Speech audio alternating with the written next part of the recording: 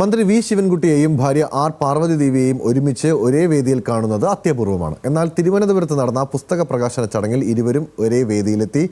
Kerala vision publications പുറത്തിറക്കിയ വിശുദ്ധന്റെ കുംഭസാരം എന്ന പുസ്തക പ്രകാശന ചടങ്ങിലാണ് ഇരുവരും ഒരുമിച്ച് വേദി പങ്കിട്ടത്.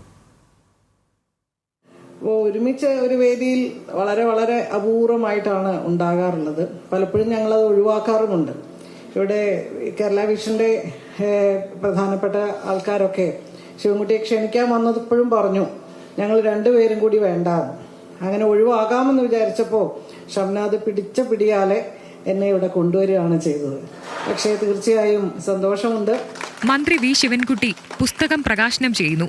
ഭാര്യ ആർ പാർവതി ദേവി പുസ്തകം ഏറ്റുവാങ്ങുന്നു. അത്യപൂർവമായിരുന്നു തിരുവനന്തപുരത്ത് നടന്ന പുസ്തക പ്രകാശന ചടങ്ങ്. വിരളമായാണ് ഇരുവരും ഒരേ വേദിയിൽ ഒരുമിച്ചെത്തുന്നത്. മാധ്യമപ്രവർത്തകൻ ഷംനാദ് പുതുശ്ശേരി എഴുതിയ വിശുദ്ധന്റെ കുംഭസാരം എന്ന പുസ്തക പ്രകാശന ചടങ്ങിലാണ് ഇരുവരും വേദി പങ്കിട്ടത്. ജീവിതത്തിന്റെ പല സന്ദർഭങ്ങളിലും നാം അണിയുന്ന മുഖംമൂടികൾ മാറ്റി സ്വന്തം ആത്മാവിനോട് സംസാരിക്കുവാനുള്ള ഒരു അവസരമാണ് ഷംനാദ് ഈ കൃതിയിലൂടെ ഒരുക്കുന്നത്. ജീവിതാനുഭവങ്ങളെ സത്യസന്ധമായി ആവിഷ്കരിക്കുക എന്നത് വലിയൊരു വെല്ലുവിളിയാണ്.